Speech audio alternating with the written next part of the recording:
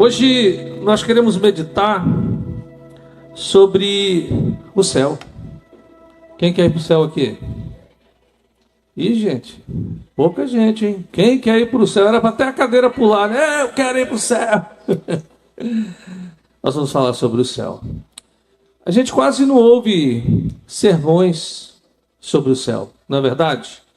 Não tem se tornado algo que as igrejas têm falado. É interessante que muitas das vezes nós, como cristãos, nós falamos, né? Olha o céu e tal, e Jesus está voltando. Mas na grande verdade, esses dias eu estava vendo uma programação, uma igreja, e o pastor falando, né, um pouco sobre que Jesus vai voltar, não sei o quê, e daqui a pouco o pastor falou: gente, nós vamos construir um mega templo, não sei o quê, porque em 2060 a gente quer isso. Aí eu falei: cara, mas o cara não está esperando Jesus voltar, ele está pensando em 2060, né? Eu espero Jesus voltar a qualquer momento. Quem está esperando? E se ele não voltar, você vai morrer, gente, né? De qualquer jeito ele vai voltar para você. Vamos lá para Apocalipse capítulo 21. Eu queria falar um pouco sobre a gloriosa realidade do céu, que o céu é real. Infelizmente muitos não acreditam, mas o céu é real. E nós, como igreja do Senhor, nós temos que falar sobre o céu. Apocalipse capítulo 21 começa assim: vi novo céu e nova terra, pois o primeiro céu e a primeira terra passaram, e o mar já não existe. Vi também a cidade santa, a nova Jerusalém, que descia do céu, da parte de Deus, ataviada como noiva, adornada para o seu esposo. Então ouvi grande voz vinda do trono, dizendo: eis o tabernáculo de Deus com os homens. Deus habitará com eles, eles serão povos de Deus, e Deus mesmo estará com eles, e lhes enxugará dos olhos toda lágrima, e a morte já não existirá. Já não haverá luto, nem pranto, nem dor, porque as primeiras coisas passaram. E aquele que está sentado no trono disse: eis que faço novas todas as coisas. E acrescentou: escreve, porque essas palavras são fiéis e verdadeiras. Disse-me ainda: tudo está feito. Eu sou o Alfa e o Ômega, o princípio e fim. Eu, a quem tem sede, darei de graça fonte da água da vida. O vencedor herdará essas coisas, e eu lhe serei Deus, e ele me será filho. Quanto, porém, aos covardes, aos incrédulos, aos abomináveis, aos assassinos, aos impuros, aos feiticeiros, aos idólatras e a todos os mentirosos, a parte que lhes cabe será no lago que arde com fogo e enxofre, a saber, a segunda morte. Queridos, nessa noite, como eu falei, eu queria conversar um pouco sobre os céus, sobre essa grande realidade que para nós é o céu, porque o cristianismo é a religião da esperança. Não é verdade? Nós, os cristãos, nós cremos que quando você morre, você fecha os olhos aqui e você abre na eternidade. É num piscar de olhos. Você fechou o olho, não precisa nem jogar a terra para cima. Fechou o olho, você já abre o olho na eternidade. É o que nós cremos. Nenhuma outra religião crê nisso. Algumas religiões creem o seguinte: olha, se você for bom, se você fizer boas obras, se você fizer isso, fizer aquilo, você vai ter uma morada especial. Mas o cristianismo nós falamos diferente, porque a Bíblia assim nos diz, né? Que é o vencedor, ou seja, aquele que permanece, aquele que aceitou Jesus como seu Salvador. E o interessante é que tudo isso que foi conquistado, o texto diz, é de graça. E quando a gente fala de céu, né?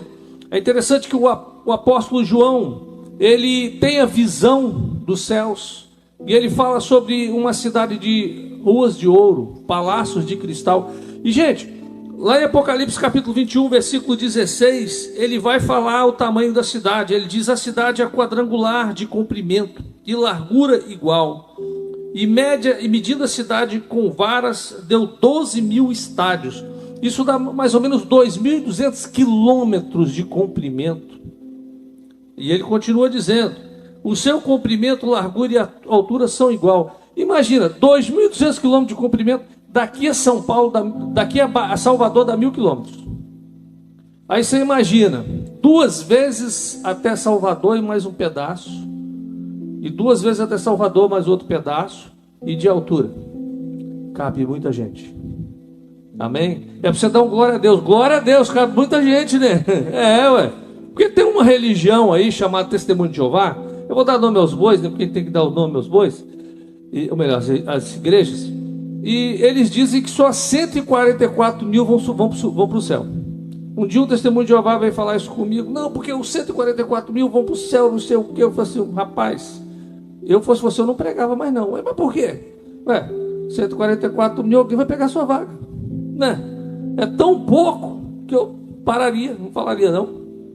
Mas isso mostra para nós que a expectativa de Jesus e a realidade que Deus já pensou, porque Apocalipse narra o final da nossa história, é que uma multidão de milhares e milhares de pessoas entrarão nos céus. Que coisa, né? Não será um povinho, será uma multidão, será muita gente. Você imagina?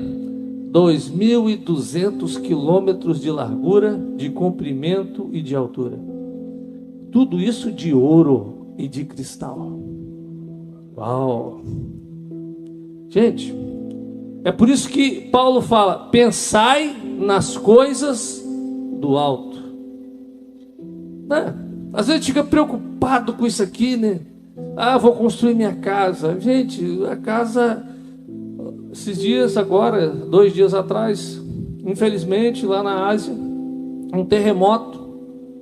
Você vê que não precisa de tanto, né? E hoje nós temos tanta tecnologia, tanta câmera de alta definição. E eu vendo aquele prédio com a piscina lá no alto, um pequeno chacoalho, a água caindo toda. Que coisa, né? Deus não precisa de muita coisa para destruir a terra. Não precisa. E às vezes nós damos tanto valor a uma casa, a um carro, tanto valor a bens materiais. Juntamos tesouros, nos preocupamos com os tesouros terrenos, sendo que o que Jesus falou, né? Não ajuntais tesouros na terra, onde a traça e a ferrugem consome, mas ajuntai tesouro nos céus.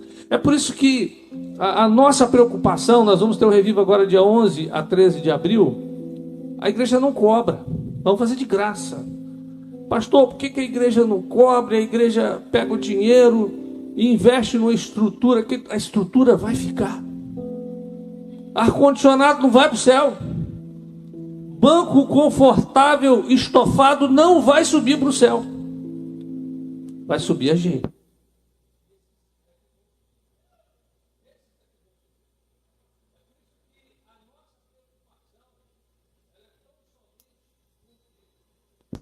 Coisas que são do alto. É por isso que a igreja se preocupa em fazer o quê? Em evangelizar, em ganhar as pessoas, em levar as pessoas para Jesus. É por isso que a nossa preocupação está nisso. Porque, querido, se nós acreditássemos que o templo vai subir, você pode ter certeza, eu ia me preocupar em fazer coisas. Lógico que a gente quer ter conforto, né? Calor que fez hoje, 32 graus hoje de manhã, se não fosse o ar-condicionado aqui dentro, a gente estava lotada, sem ar-condicionado, ninguém aguentava ficar. Agora, você imagina, 30 graus agora de noite, 29 graus. Tem que ter um conforto, né? Porque senão ninguém ia vir também para a igreja, né? Mas isso não é a nossa preocupação principal. São as pessoas. As pessoas são mais importantes do que as coisas. E é algo que nós não podemos nos esquecer disso. Títulos, posições sociais, nada disso importa. Porque o interessante é que esse corpo, a Bíblia diz que esse corpo vai ser consumido. A nossa alma é que ela é imortal. A nossa alma é que vai subir e o nosso espírito vai ser transformado. Fantástico, né? É por isso que no céu não vai ter, você é bonito, você é feio, porque existe alma feia, gente. Não existe cor de alma. Não existe. Nós seremos todos transformados segundo a palavra de Deus. A nossa pátria, como a Bíblia diz, não é aqui. É por isso, queridos, que tentar fazer raízes aqui na terra não é o que nós como igreja pensamos. O que nós estamos passando. Aqui nós estamos no grande vestibular de Deus para chegarmos aos céus. Aqui nós estamos passando pelas provas, e as provas são para que nós venhamos a juntar tesouros. Porque não é no gasofilácio dando ofertas e dízimos. Oferta e dízimos são para que a igreja avance, para que a igreja evangelize, para que a igreja vá mais longe. E a igreja precisa disso. E se a gente falar, pastor, não precisa de dinheiro, lógico que precisa, gente. Nós temos missionários no campo missionário que precisam, não só no Brasil, mas na África, que precisam da sua oferta. Estão esperando o quê? Que exista uma igreja que seja mantenedora. A obra de Deus precisa. E glória a Deus porque a igreja tem investido. Glória a Deus porque o evangelho está crescendo. Glória a Deus. E eu fico feliz porque a obra não para. Essa semana mesmo eu estava conversando com um missionário nosso que está lá em Botuporã. Nós fizemos uma mexida geral no campo missionário. O pastor Casé voltou para Paratinga. O pastor Luciano foi para Paratinga também. Mas em Paratinga nós colocamos um outro casal. E essa semana eles compartilhando a classe de batismo, as pessoas que estão chegando para o evangelho. E ele falou, pastor, o pessoal anda longe. E, gente, no sol da Bahia, ir para a igreja não é fácil, não. O pessoal vai para a igreja. E em julho, nossa caravana, nós vamos inaugurar a nossa base missionária em Paratinga. Então, se você quiser ir, já pode se inscrever. Procura o pastor Jeff, depois que ele está fazendo as inscrições. Nós queremos ir com 2 ônibus para Paratinga, para a inauguração da nossa base missionária. Tudo isso é feito com dízimo e oferta. Mas a nossa preocupação não é essa. Nossa preocupação é levar as pessoas para Jesus, porque os nossos tesouros, a nossa esperança está no céu. O pastor Billy Graham, ele falava algo interessante. Ele diz que nós estamos de viagem.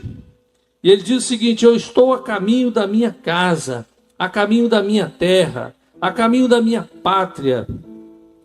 Como John Bunyan fala no livro Peregrino, né? Nós estamos peregrinando por essa terra.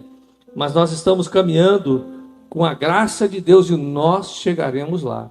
É por isso que você tem que agarrar o irmão que está do seu lado e falar assim, nós vamos chegar junto, meu irmão. Não vou entrar sozinho, não. Nós vamos chegar junto, mas nós vamos estar lá no céu. É por isso que a nossa mensagem não é uma mensagem de autoajuda. Porque, queridos, problema nós teremos. Jesus, ele prometeu, no mundo tereis o quê? Aflição, gente. É por isso que você não adianta você abrir a caixa de promessa. Qual a promessa de Deus para mim hoje? Mas do lado da caixa de promessa tem a caixa de aflição. Você tem que ler os dois. Nós vamos ter. A Bíblia diz que nós teremos dor, teremos sofrimento, nós teremos muitos problemas nessa terra. O primeiro-ministro da Inglaterra no século passado, ele discursando no parlamento, ele falou o seguinte: a decadência da Inglaterra se deve ao fato de nos púlpitos não se pregarem mais sobre o inferno e sobre o céu, sobre o pecado. Toda nação, quando começa a prosperar, é porque o evangelho está na raiz. Por que a China está passando por um milagre econômico? Porque a igreja que mais cresceu nos últimos anos foi a igreja na China. Não se assuste com o que o evangelho está fazendo no Irã e em outros países. Onde o evangelho começa, as pessoas começam a ouvir sobre o céu, ouvir sobre a nossa morada eterna. Isso começa a mudar a sociedade. Agora, uma igreja que começa a se acostumar com as coisas da terra. A preocupação é tão somente o que está aqui. Sabe o que acontece com essa igreja? Ela não faz diferença. Aí nós vemos uma segunda geração de filhos que não querem mais saber do Senhor, porque não tem temor, não tem nada no coração que faça querer aproximar de Deus. Porque não se fala do céu. Essa semana até ouvi uma música, né, que canta justamente isso. Não se fala mais do céu.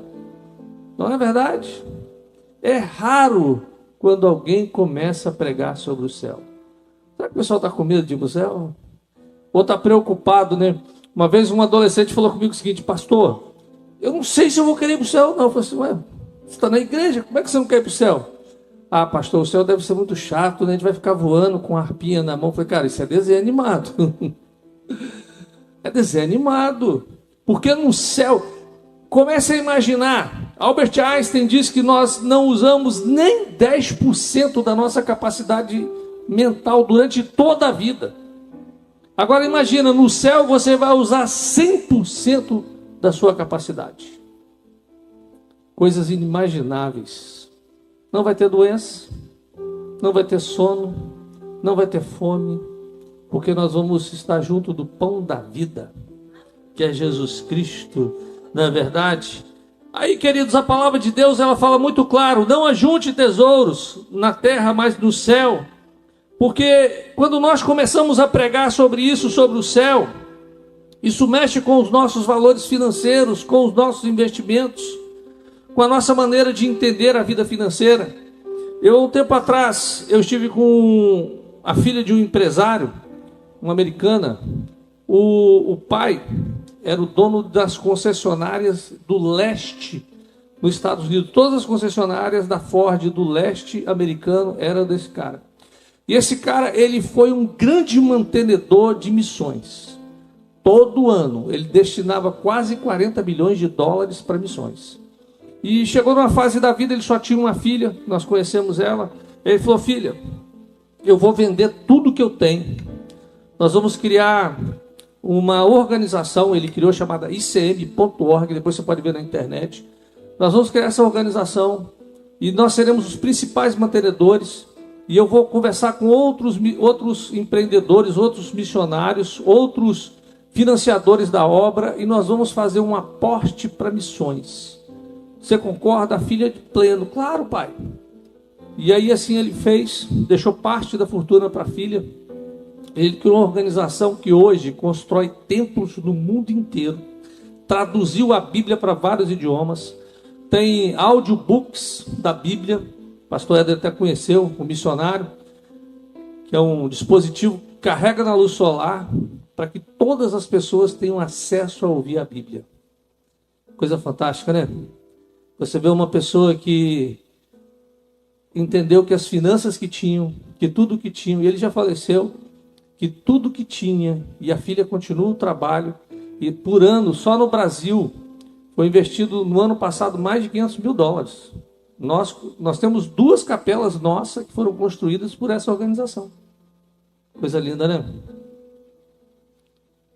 A pessoa entende, muda a nossa vida financeira. Tem gente que não dá o dízimo, fala assim: mas se eu der o dízimo, como é que eu vou fazer? Gente, quando você nega de ser dizimista, você está negando de manter a obra que Jesus morreu para que ela começasse, que é a obra da igreja.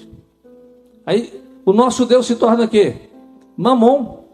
Infelizmente nós vemos hoje que quando Jesus, ele não chama o diabo de Senhor, Jesus não chama os outros deuses de Senhor, mas ele chama o dinheiro, Mamon.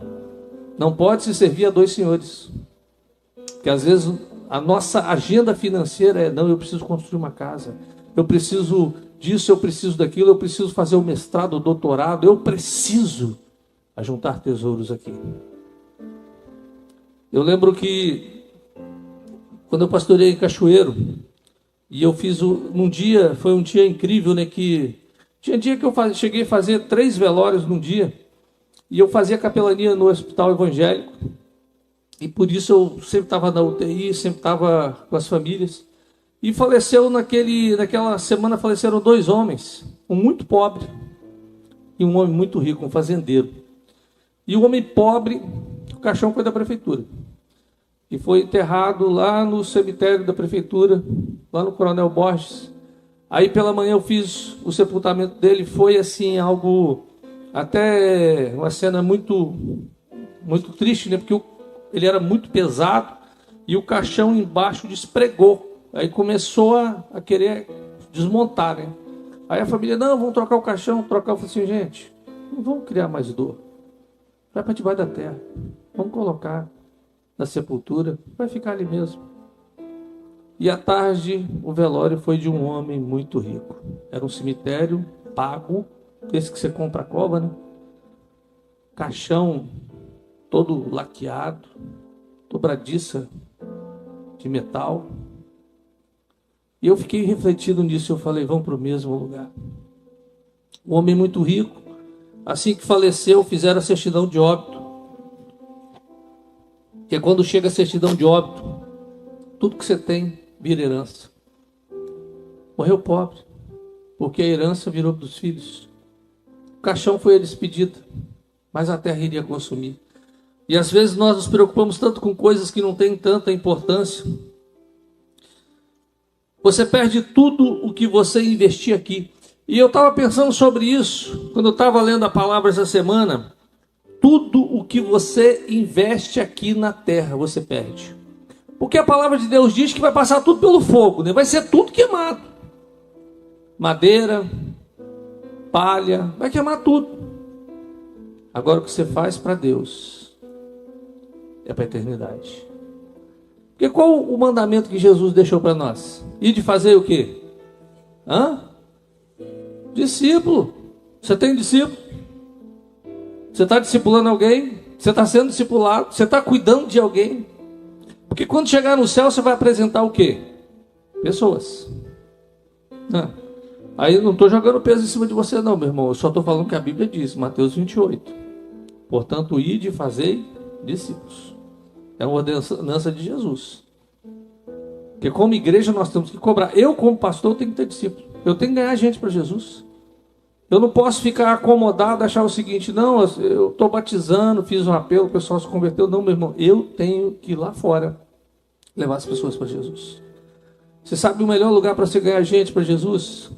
Local de trabalho, escola, faculdade, vizinho. O campo missionário é o mundo, não é a igreja. Dentro da igreja é a arca, todo mundo já entrou. Aqui nós estamos para ajudar as pessoas a serem transformadas. Queridos, nós não somos ricos pela quantidade de tesouro que nós temos aqui. Nós somos ricos pela quantidade de tesouro que nós temos lá. Porque o nosso Deus, ele é justo. E mês de abril agora a gente vai falar muito sobre graça. Porque é o mês da Páscoa, nós vamos falar sobre a graça.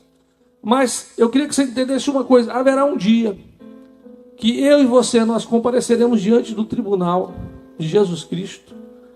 Nós não seremos julgados por Deus, porque Jesus será o nosso advogado. E quando nós estivermos diante do Pai, Ele vai nos defender e falar, não, ele me recebeu como Salvador. Então ele pode passar. Agora Jesus vai chamar a igreja. E nós seremos julgados. E Ele vai cobrar cada um. Eu te dei 5 talentos. Jesus, sabe como é que é, né? Estava tão ocupado estudando. Mas a estudar é o campo missionário. Você entrou na faculdade, campo missionário. Entrou no trabalho, campo missionário. Nós estamos em um campo missionário. Aonde nós estamos fazendo a obra que Deus chamou. Então não há desculpa, eu não tinha tempo. Tem, aonde você está é aonde você é missionário. Queridos, a segunda coisa que eu entendo, quando começamos a refletir sobre o céu, e o apóstolo Paulo diz, né, que nós temos que pensar nas coisas. Ou seja, nós temos que começar a pensar como vai ser o céu.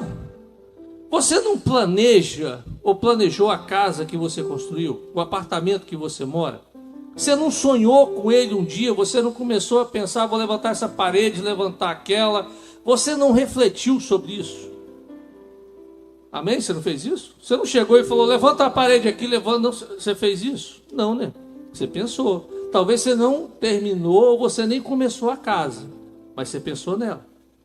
Quando você começou uma família, você pensou na família que você teria. Os filhos, pensou no marido, pensou na esposa. E no céu? Você tem refletido sobre as coisas que são o céu? Como é que vai ser a sua morada no céu? Quando o apóstolo fala sobre isso, ele fala, olha, pensai nas coisas que são do céu. Terceiro, quando nós refletimos sobre o céu, isso mexe com a direção da santidade em nossa vida. Gente, na vida cristã não há espaço para o eu. eu tenho razão, eu sou o melhor, eu sou o mais bonito. Não existe espaço para o eu. Não tem. Existe espaço para Deus. O espaço é todo dele. 1 João capítulo 3, versículo 2 e 3, o apóstolo João diz assim: amados, somos filhos de Deus e ainda não se manifestou o que haveremos de ser. Sabemos que quando ele se manifestar, seremos semelhantes a ele, porque haveremos de vê-lo como ele é. E assim mesmo se purifica todo o que nele tem essa esperança, assim como ele é puro. Algumas versões falam santifica. Ou seja, quem começa a pensar nas coisas do céu, começa a viver em santidade. A nossa vida começa a mudar, nós começamos a trilhar um caminho de santidade. E olha, nós temos que tomar cuidado com aquilo que nós estamos fazendo, aquilo que nós estamos falando, o que nós estamos pensando. E hoje, gente, o diabo, eu fico pensando o seguinte: quando chegar no céu, ou quando chegar no dia do grande julgamento, o diabo vai usar o Instagram e o Facebook para envergonhar muito crente. Ou qualquer outra plataforma que ainda vai ser inventada. Porque tem coisa que o pessoal está postando, é misericórdia. Tá? Pensar nas coisas são do alto. É onde nós temos que pensar, é onde está o nosso coração. Quem pensa no céu não se envolve em lutas. Quem não espera o céu não se prepara para ele. O céu é um lugar para as pessoas que estão preparadas. Porque, meu irmão, semana passada eu falei sobre isso. Ou na semana anterior, não lembro. Mas quando o apóstolo Paulo diz, ficarão de fora. E ele coloca uma lista. É interessante que essa lista, ela vai crescendo. Paulo fala algumas coisas, depois em Gálatas ele fala outra, e Jesus aqui, e João, ele completa a lista. Essa turma aqui não vai ficar de fora. Depois eu vou fazer uma lista de todo mundo que não vai entrar. Mas Paulo, ele diz o seguinte: assim eram vocês. Ou seja, vocês já não são mais assim. Nós não podemos ser daqueles que ficam repetindo a figurinha, gente. Pecado é acidente. Nós não vivemos na prática do pecado. Não podemos ser mentirosos. A mentira fez parte do nosso passado. Talvez você dê um deslize. Nós não podemos ser ladrões, nós não podemos ser zombadores, nós não podemos ter pecado como prática. Pecado tem que ser um acidente, um tropicão. Mas não é um hábito nosso mais. Porque nós estamos caminhando e aguardando a volta do Senhor Jesus. Outra coisa que a palavra nos diz, que quando você pensa e reflete sobre o céu, isso ajuda você a enfrentar os sofrimentos. Olha, no céu não vai ter sofrimento. Aqui nós temos choro, nós temos dor, aqui nós temos decepção, nós temos desencontro, nós temos ferida na alma, nós temos traição, nós temos solidão, nós temos abandono, nós temos injustiça. Você sofre, você sangra, você geme aqui, você chora. Agora, se você tem a esperança do céu, a sua vida tem sentido. Porque tantas pessoas se afogam no alcoolismo, numa depressão, na bebida, na droga, porque falta justamente a esperança do céu. Em Romanos 8,18, o apóstolo Paulo diz assim: para mim tenho por certo que as aflições desse tempo não podem se comparar com a glória que nos será revelada. Gente, o apóstolo Paulo estava apanhando na prisão. O apóstolo Paulo, quando você chegar no céu e você encontrar com ele, pena não, né? Glória a Deus que o corpo dele já foi transformado. Mas se ele pudesse expor o corpo dele, seria cheio de marcas, varadas, apedrejamento. Eu fico imaginando o apóstolo Paulo na prisão, e ele falando com os discípulos. Com certeza ele iria falar: isso aqui foi em Tiro, isso aqui foi lá na Galácia, não, essa pedrada aqui eu tomei lá em Éfeso. Tudo por causa do Evangelho. E ele diz: eu não me envergonho do Evangelho. Coisa, né? E às vezes alguém dá só briga com a gente, só fecha a cara, a gente já tô ferido. Tem que parar com isso, gente. Por isso aqui não tem esse negócio de guardar mágoa, rancor. Não tem. No céu não pode ter cara feia. No céu não vai entrar cara feia. Não é? Glória a Deus, só estou vendo cara bonito aqui, ó. Não tem. É por isso que gente, quem nasceu de novo, nasceu de novo. As coisas antigas passaram, eis que tudo se fez novo. As coisas se fizeram novas, nova vida. Problema nós vamos ter? Vamos, porque a palavra diz que nós teremos isso aqui. Quem pensa no céu, quando nós pensamos no céu, nós nos livramos do medo da morte. Olha, quando a gente é mais novo, quando nós somos mais novos, nós não temos tanto medo da morte. Quando eu perdi o meu pai, eu comecei a pensar muito na morte. Porque foi uma geração, e eu estou próximo da fila. Quando meu avô morreu, a gente chorou e tal. Mas quando já começou a chegar no pai, eu posso até ir primeiro do que a minha mãe. Mas a gente começa a pensar que a idade, a gente já começa a pensar no relógio, no biológico. Opa, a gente já começa a contar os anos. Quantos anos o pessoal está morrendo? A gente já começa a analisar isso aí. Agora, quem não tem a certeza do céu tem medo da morte. Tem medo da morte. Na morte nós choramos, porque nós despedimos das pessoas que nós amamos.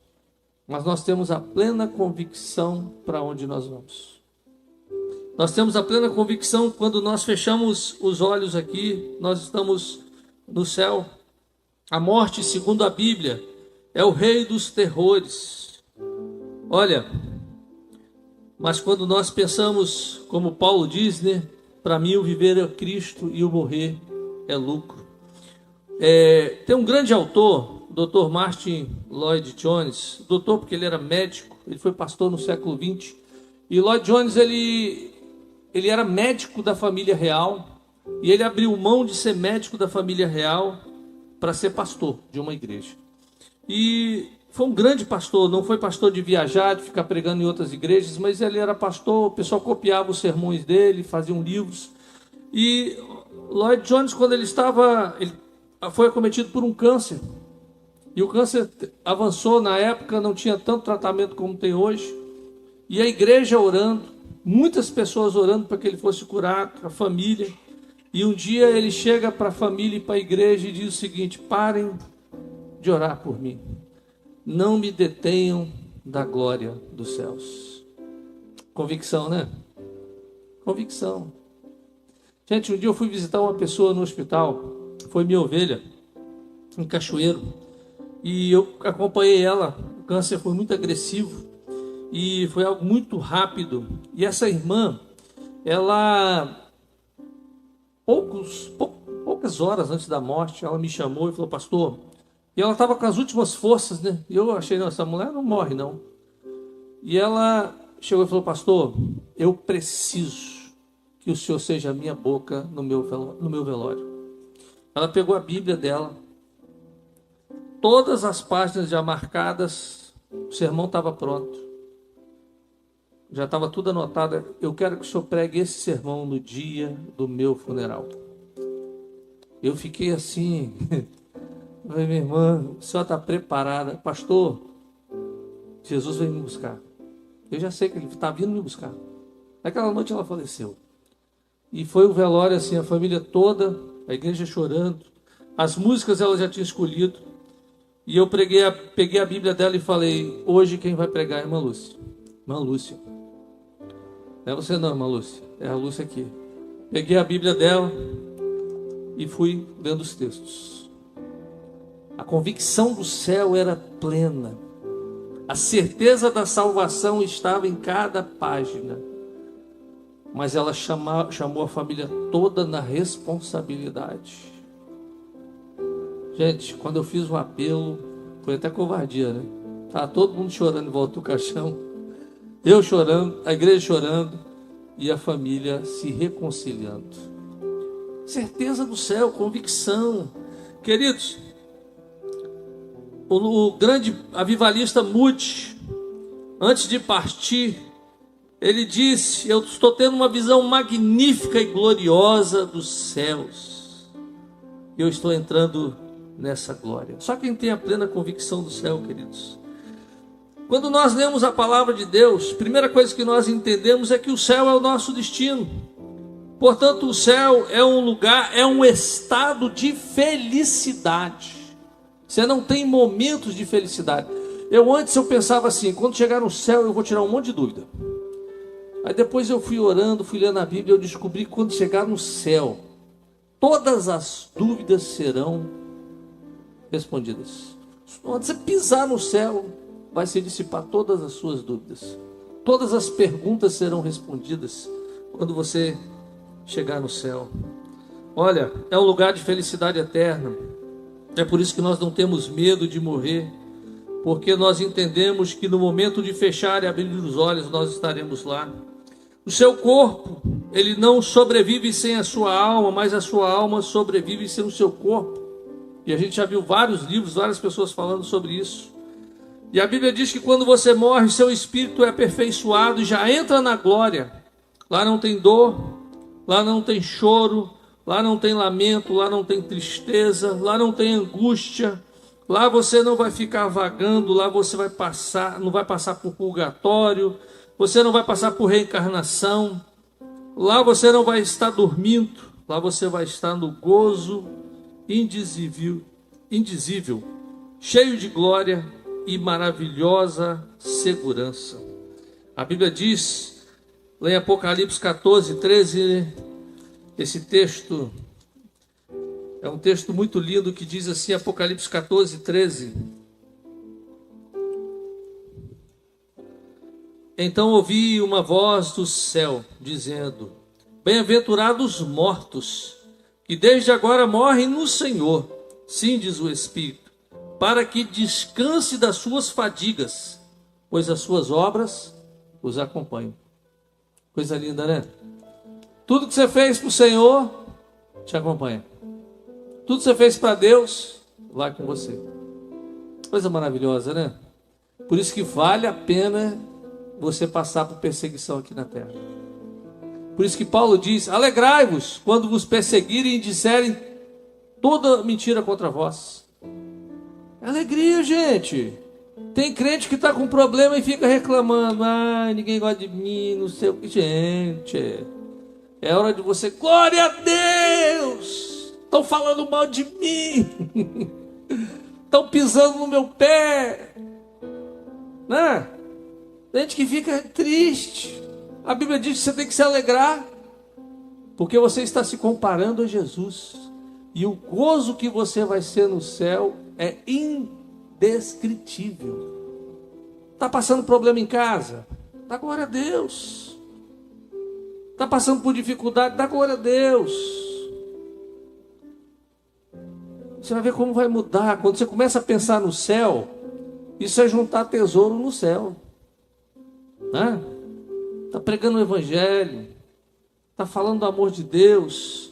As pessoas chamam de louco, de doido, porque hoje virou moda perseguir a igreja, né? Perseguir os sérios, né? O inferno se levantou contra a igreja de uma forma muito forte, mas também, gente, tem gente que está dando muita margem. A igreja tem que sair da Bíblia. É o que eu falo aqui todo domingo, não sai desse livro, não. Nós não precisamos de mais nada além da Bíblia. É só isso aqui, ó. Só isso aqui. Não inventa roda, não inventa nada, não. É a Bíblia só. Você só precisa da palavra. Leia a palavra, coloque ela em prática. Isso vai mudar a sua vida, vai mudar a sua percepção. A igreja não tem que usar meios para justificar. Nós estamos fazendo isso para isso. Não, a igreja tem que seguir a palavra. Às vezes nós queremos ter políticos para poder, não, se a igreja tiver um político lá, a igreja vai estar segura. Não, a igreja não precisa de político, não. Eu falei isso esses dias com os pastores que nós estamos tendo nos púlpitos do Brasil. A igreja do Brasil não transforma o Brasil. Pastores só estão pensando em dinheiro, riqueza, status, posição. Se falar em perseguição, o cara vai para a internet, vai para começa a brigar. Não, gente, nós não estamos aqui para isso, não. Se nós nos passarmos pelas mesmas provações que Jesus passou, as mesmas lutas, nós estamos aqui para isso. Essas obras, elas nos acompanharão. Aqui tem fadiga, aqui tem cansaço. Se você, às vezes, uma boa noite de sono, a gente acha que vai recuperar essa fadiga, esse cansaço, mas não vai. Mas lá no céu, a nossa alma, ela não passará. Por isso nós estaremos no descanso, que é Jesus, o nosso sábado. O sábado, ele já foi colocado já como um tipo do descanso eterno. Quando nós descansamos no Senhor, descansamos na obra de Jesus. Em Oséias capítulo 2 diz que o sábado é justamente a sombra desse descanso. Lá no céu, esse paraíso maravilhoso, lá não vai ser o Éden restaurado, né? Você imagina, o grande arquiteto vai caminhar todo dia com você, o grande jardineiro, o grande paisagista, o próprio Criador estará com você. E queridos, lá no céu não vai ter pecado, não vai ter doença, não vai ter conflito. Você vai poder deixar a sua bicicleta, ninguém vai roubar. A sua morada, a sua mansão celestial, ninguém vai roubar nada. Você fala, pastor, mas a gente vai ter uma casa? Jesus falou que ele está fazendo morada para nós, então vai ter alguma coisa, né, meu irmão? Eu estou pensando, é aquilo que eu falo sempre aqui. Eu vou morar na Ilha do Frade do Céu. Eu não sei onde você vai morar, porque tem 2.200 quilômetros de comprimento, de largura e de altura. Onde você vai morar? Eu vou morar no melhor lugar. Estou trabalhando para isso. Eu, Paulão, a gente vai estar tudo junto ali, ó. Fazendo churrasco toda semana, né, John? Nós vamos estar lá toda semana. Se você quiser chegar para perto, ainda dá tempo. Às vezes você fala, pastor, mas... Gente, a Bíblia que fala, são moradas. Nós seremos julgados pelas nossas obras. Você recebeu Jesus como Senhor e Salvador, te garante entrada no céu. Agora, o que você tem feito com o que você recebeu? Tem gente que está fazendo nada. Vem para o culto, senta, assiste a pregação, vai embora. Você acha que o ladrão na cruz vai receber a mesma recompensa que um apóstolo Paulo, que morreu pregando o evangelho? Nosso Deus é justiça. É justiça. Aí quando você começa a ler a Bíblia, você fala, cara, Deus é justo. Aí você está gastando o seu tempo aqui com coisas que vão ser queimadas e vai ficar. Você está gastando o seu tempo querendo ter carro. Gente, não é problema ter carro, ter casa boa, não é. A Bíblia não condena ser rico. Jó era o homem mais rico da terra. Mais rico. E era o homem que agradava a Deus. Riqueza não é o problema é onde está o seu coração. Se o seu coração está nas riquezas, aí que é o problema. Agora, aonde você vai morar? Lá no céu. É agora que você começa a definir. Como é que está o seu coração? O que você tem feito? Lá no céu, como diz, né? A palavra, nós cantaremos hinos, né? O apóstolo Paulo, em 1 Coríntios 2,9, ele diz que olho nenhum viu, ouvido nenhum ouviu o que Deus preparou para nós. É indescritível. Tem um hino que diz que metade da glória celeste jamais se contou ao mortal. Coisa linda, né? Uma vez eu estava vendo um pastor, ele falando que ele foi visitar um irmão. Esse irmão estava na fase terminal e esse irmão, a família já estava toda ali em volta e o médico disse que ele não passava daquele dia. E o pastor, sem ter o que falar, né, ele falou o seguinte: e aí, você está preparado? Diz ele que aquele irmão falou o seguinte: olha, Paulo diz que quando esse tabernáculo aqui se desfizer, nós temos da parte de Deus uma mansão. E eu estou pronto para ir para a minha mansão. Coisa linda, né? Família, fica tranquila, porque a visão é a visão de Deus. É a visão de que Deus tem para nós. Queridos, versículo 4 que nós lemos: Deus enxugará dos nossos olhos toda lágrima. No céu você não vai chorar. Olha que nós entramos no mundo chorando. Eu já vi vários partos, está na internet. E quando você nasce, você chora. chora durante toda a sua vida. Quando você vai à sepultura, e sempre tem alguém chorando do nosso lado, né? Mas no céu não vai ter choro, não vai ter morte. Se tem uma profissão que não vai ter no céu é coveiro, porque lá não vai ter morte. O mar aqui, ele simboliza distância, porque na época que João escreve, ele estava na ilha de Patmos, e tudo era longe. E ele diz, no céu não vai ter mar, não vai haver distância, tudo vai estar perto. No céu não vai entrar pecado, aqueles que permanecem no pecado. Aqui na terra nós nos dividimos em assembleianos, batista, metodista, católico, presbiteriano, comunidades. Fazemos blocos, mas no céu não vai entrar porque você é batista, porque você é católico. No céu só vai entrar quem é lavado pelo sangue de Jesus. Aquele que recebeu Jesus como seu Senhor e Salvador. E quando você lê o capítulo 21, ele fala, olha, eu sou o princípio e o fim. E ele diz o seguinte, e aquele que está sentado no trono disse, eis que faço novas todas as coisas, e acrescentou, escreve, porque essas palavras são fiéis e verdadeiras. Tudo está feito. Queridos, tudo que precisava para eu e você sermos salvos, foi feito na cruz. Quando eu leio Apocalipse 21, eu tenho a plena convicção para onde eu vou. E João, ele fala daqueles que ficarão de fora, né? Ele fala, olha, vão ficar de fora, os covardes. É por isso, meu irmão, que você não tem que ter vergonha de falar do Evangelho. Os incrédulos, aqueles que falam, será que o Jesus vai salvar a minha? Vai subir não, meu irmão, sobe não. Os abomináveis, dentro de abominável entra uma sorte de pecados, os assassinos. E assassinato, Jesus disse, se você pensar, você já cometeu homicídio. Se tiver rancor, ódio, desejar a morte ou o mal de uma pessoa, você já cometeu homicídio. Os feiticeiros, os impuros, os idólatras. Idolatria não é só imagem. Às vezes um time de futebol é idolatria. O dinheiro pode ser idolatria. A gente tem que tomar muito cuidado com isso. Um filho pode ser idolatria. Os mentirosos, ele diz, a parte que lhes cabe será no lago que arde com fogo e enxofre, a saber, a segunda morte. E ele diz, o vencedor herdará todas essas coisas, e eu lhe serei Deus, e ele será meu filho. Isso para mim é a coisa mais linda. Ele será o nosso Pai. Você crê? Você quer morar no céu? Vamos orar. Porque, queridos, Deus, Ele já preparou uma festa.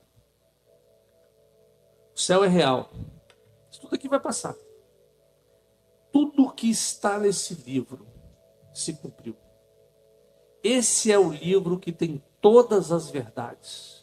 Em toda a história da humanidade, o homem tenta confrontar esse livro, dizendo que esse livro é mitológico. Mas não há uma vírgula, uma linha que a ciência conseguiu derrubar até hoje. É o livro mais verdadeiro e real que existe.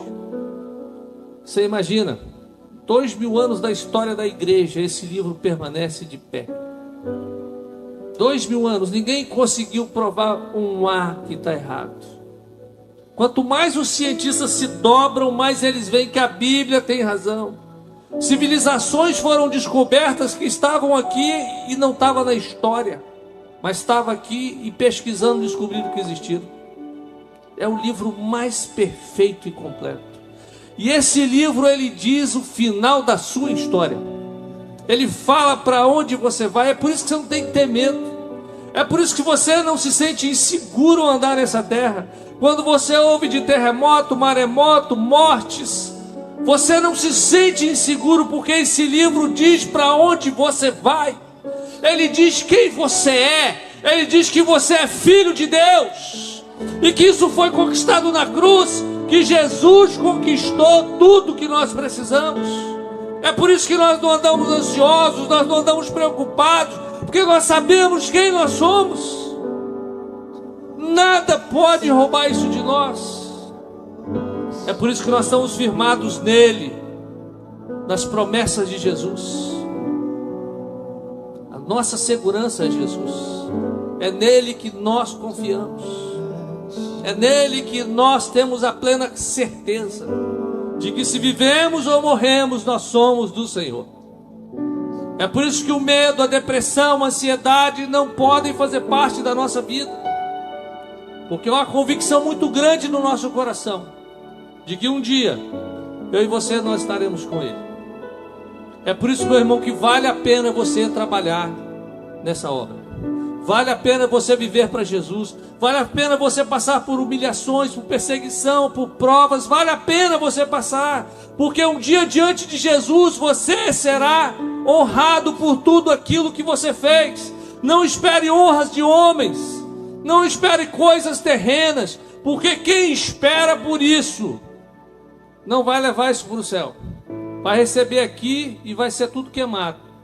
Agora aquele que espera a recompensa no céu, fica trabalhando nos bastidores. Não é ministério fulano de tal, não, o ministério é do Senhor, a obra é dele, tudo é dele, trabalhamos para ele. Não são riquezas terrenas que corrompem o nosso coração, mas a satisfação de saber que ele está sendo glorificado, e que um dia, eu fico imaginando, gente, diante do grande tribunal de Jesus Cristo, ele julgando a sua igreja. E olha, como eu falei, tem muito pastor que você espera que o cara vai receber um monte de recompensa. Vai receber não. Agora tem muito irmãozinho que estava lavando o banheiro da igreja, que vai ser honrado.